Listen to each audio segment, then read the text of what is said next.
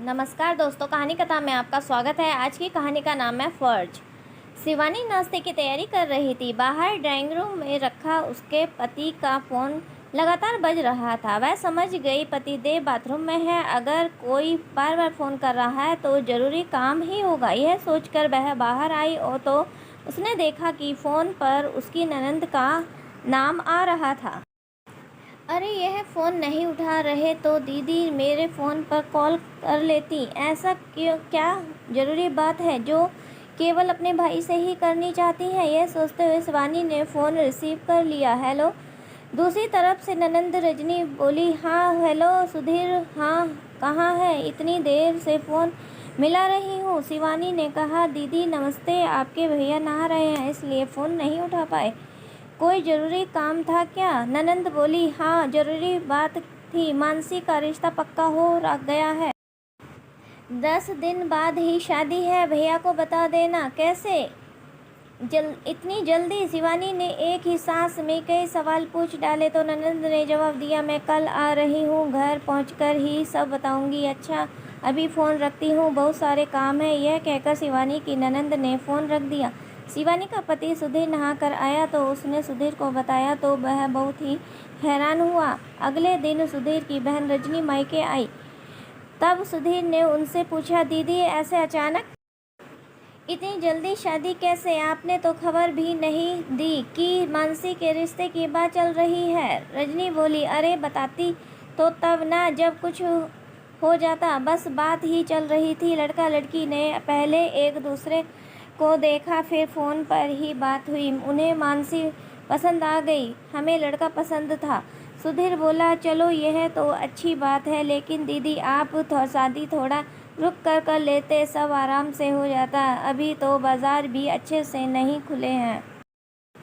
मानसी के लिए सामान जुटाने में दिक्कत आएगी। रजनी ने कहा, लड़के वाले मान ही नहीं रहे, कह रहे हैं यह सब तो लंबा चलेगा। शादी को कब तक टालेंगे? तेरे जीजा जी और मुझे भी सही लगा। ठीक है, मेहमान भी कम आएंगे, खर्चा भी कम होगा। इस समय तो कोई कुछ कह भी नहीं सकता। क्यों ऐसे सुनहरे मौके को हाथ से जाने दिया जाए? सुधीर बोला, चलो दीदी जैसा आपको ठीक लगे। अब रजनी मैन मुद्दे पर आई। अच्छा भाई, तुझे तो पता ही है कि शादी को अभी 10 दिन ही रह गए हैं। मैं दोबारा नहीं आऊँगी। मेरी तरफ से आज ही तुम सबको शादी का न्योता है। भात की रस्म भी अभी निभा ली जाएगी। मैं आपको बता दूंगी कि आपको किस किस के कपड़े और क्या क्या लेकर आना है। भान की बातें सुन सुधीर ने कहा, दीदी लॉकडाउन अभी खुला ही है, सब कुछ पटरी पर लौटने के समय हो लेगा। कोरोना का खतरा अभी टला नहीं है, तो क्यों ना हम शादी में कपड़ों की जगह कैश दें। नाराज होते हुए रजनी बोली, कैसे बात कर रहा है तू? ना कटवाएगा क्या मेरी? ससुराल में सब तरह तरह की बातें बनाएंगे। सुधीर बोला, दीदी इसमें बुरा मानने वाली कौन सी बात है? आजकल का माहौल तो आपने देखा ही है। मुझे लगता है कि इस बात में कोई बुराई नहीं है। सबको पता है कि संकट अभी टला नहीं है, इस बार मजबूरी है। फिर आप कह भी सकती रही हैं कि शादी में गिने चुने रिश्तेदारों को ही बुला रहे हैं, तो सबको आराम से समझाया जा सकता है। रजनी नाराज होते हुए बोली, रिश्तेदार तो कम ही आएंगे, लेकिन रस्में तो सभी निभाई जाएंगी। सभी देखते हैं कि भात में क्या क्या सामान आया है। बहन की नाराज़गी और बात को बढ़ते हुए सुधीर ने कहा, अच्छा ठीक है दीदी, जैसा आपको ठीक लगे हम सामान ही दे देंगे, आप लिस्ट बना देना। सुधीर के दोनों बच्चों को जैसे ही पता चला कि बुआ के यहाँ शादी है, वह खुश होते हुए बोले, हम भी मानसी दीदी की शादी में आएंगे, खूब मस्ती करेंगे। रजनी ऊपरी मन से बोली, क्यों नहीं, लेकिन सुधीर तुम्हें तो पता है ना, 50 से ज़्यादा लोग इकट्ठे नहीं हो सकते। तो तू मेरा भाई है, समझ गया होगा कि मैं क्या कहना चाहती हूँ। सुधीर उदास मन से बोला, ठीक है दीदी, मैं समझ गया, आप बेफिक्र रहें। शादी वाले दिन सुधीर के बच्चे फिर से साथ चलने की जिद करने लगे तो सुधीर बोला, नहीं बेटा, आपको तो पता है ना, टीवी में रोज़ बताते हैं कि लिमिटेड लोग ही शादी में जा सकते हैं, सभी कोरोना के डर से हैं। आप तो बहुत समझदार हो, इसलिए जिद मत करो। यह सुनकर सुधीर का बेटा बोला, पापा ठीक है, हम नहीं जाएंगे, लेकिन आप बुआ के घर से हमारे लिए खूब सारी मिठाई ज़रूर लाना। दोनों बच्चे मन महसूस कर रह गए। शाम को सुधीर जैसे ही घर वापस आया तो दोनों बच्चे दौड़ते हुए उनके पास आए और अपने पापा को खाली हाथ देखकर बोले, पापा हमारी मिठाई कहाँ है? सुधीर बात टालते हुए बोला, वह बेटा तुम्हारी बुआ बहुत बिजी थी, देना भूल गई। मैं कल मार्केट से आज दोनों के लिए बहुत सारी मिठाई लेकर आऊँगा।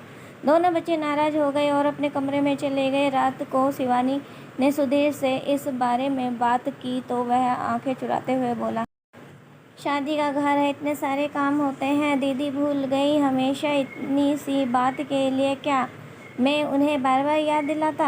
हम तो उनके अपने हैं, यह सब तो छोटी मोटी बातें उन्हें इतना तुल नहीं दिया करते। शिवानी के शब्दों में कड़वड़ाहट थी। सुधीर, मुझे बच्चों की तरह मत बहलाओ। आज आप आए तब मानसी विदा हो चुकी थी और फिर घर में चाहे कितने भी काम हो, एक बहन अपने भाई को कैसे भूल सकती है? क्या उन्होंने सभी मेहमानों को खाली हाथ भेज दिया होगा? नहीं, यहाँ उन्हें कोई कुछ कहने वाला नहीं है, तभी तो अपनी मनमानी चाहती हैं। आप बुरा मानो चाहे न मानो, दीदी को हमारे सारे फर्जी याद रहते हैं, लेकिन अपना उन्हें आज तक भी एक फ़र्ज नहीं निभाया। सुनकर सुधीर कुछ नहीं बोला। वह भी शिवानी की बात से सहमत था। उसे भी पता था कि शिवानी सही कह रही थी। 1 महीने बाद रक्षाबंधन पर रजनी आई। बातचीत करते हुए शिवानी को लगा कि उसकी ननंद रजनी कुछ नाराज़ सी है। कुछ समय तो वह चुप रही।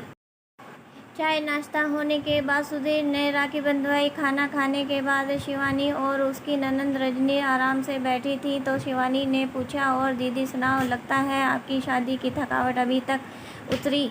चेहरा कुछ उतरा सा लग रहा है, क्या बात है, सब ठीक तो है ना? रजनी नाराजगी से के स्वर में बोली, तुम्हें आज कुछ मुझे देखकर ही याद आता है? वैसे भी तो कभी हाल चाल पूछने आती नहीं। अभी मैं इतनी बूढ़ी भी नहीं हुई कि तुमने मेरे तीज त्योहार देने भी बंद कर दिए। शिवानी बोली, दीदी कौन सा त्योहार? हम तो आपका सारे त्योहार समय पर पहुंचा देते हैं। रजनी बोली, अच्छा इतनी जल्दी भूल गई?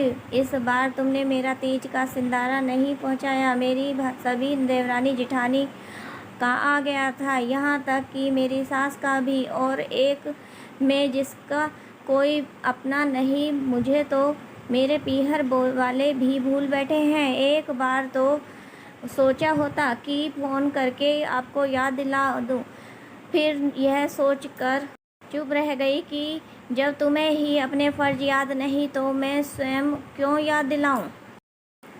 शिवानी बोली, दीदी आज तक हमने कौन से फ़र्ज नहीं निभाए हैं? इस बार हालात ऐसे ही थे। आप तो जानती हैं कि कोरोना में सबकी आर्थिक स्थिति डामाडोल है। आपके भाई ने 1 महीना पहले तो भात भरा था। हमने सोचा कि इस बार तीज का सिंदारा जब आप राखी बांधने आएंगे तो उसी समय दे देंगे। वैसे भी खर्चा बहुत हो गया था। दीदी आपको अपने भाई के हालात समझने चाहिए। दीदी बेटियां अपने भाइयों की 100 बातें छुपा जाती हैं और आप इतना कुछ करते करते भी हमारी धज्जियां उड़ा रही हैं। वैसे माफ़ करना दीदी, क्या हमारे सारे फ़र्ज भाई भाभीियों के लिए ही होते हैं? आपका कोई फ़र्ज नहीं बनता? शादी में जब आपका भाई लौट रहा था तो आपको मिठाई देना भी याद नहीं रहा? रिश्तेदारों का पूरा परिवार शादी में आया हुआ था, हम ही 50 लोगों की लिस्ट में शामिल ना हो सके? जब आकर के भी इतना कुछ सुनना पड़ता है तो इससे अच्छा तो जेठ जिठानी जी हैं जो आपका हाल चाल भी नहीं पूछते, और फिर भी आपको उनमें कोई बुराई नज़र नहीं आती। शिवानी के तेवर देख ननंद का स्वभाव ठंडा पड़ गया और वह बोली, अरे नाराज़ क्यों होती हो भाभी? मैं तो बस ऐसे ही मजाक कर रही थी। मिठाई तो मैं भैया को दे रही थी, पर अचानक से किसी ने मुझे कुछ काम में उलझा दिया। आपको तो पता है कि शादी के घर में कितने काम होते हैं। वैसे मैं मिठाइयाँ तो आज भी लाई हूँ। इतनी छोटी छोटी बातों पर नाराज़ नहीं होते। रजनी समझ चुकी थी कि बात बढ़ सकती है।